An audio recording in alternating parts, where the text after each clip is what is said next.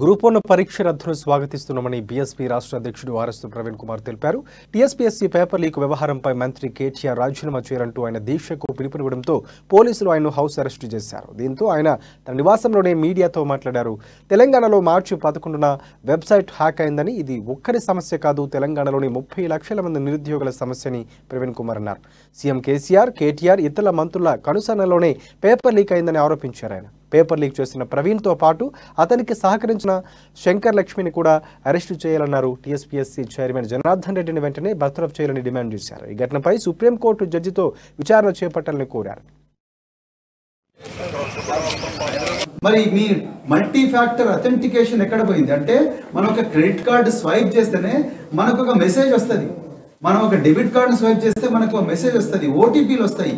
ఆ విధంగా multi factor authentication పెట్టుకోకుండానే మీరు ఎవరికంటే వాడికి యాక్సెస్ ఇచ్చినరా? అది మొట్టమొదటి ప్రశ్న. ఈ మల్టీ ఫ్యాక్టర్ అథెంటికేషన్ ఒక క్షణం పక్కకు పెడితే, దీంట్లోకి పోయిన తర్వాత ఆ కంప్యూటర్లకు ఎక్కడ కూడా పెన్ డ్రైవ్ ఎనేబుల్ ఉండకూడదు.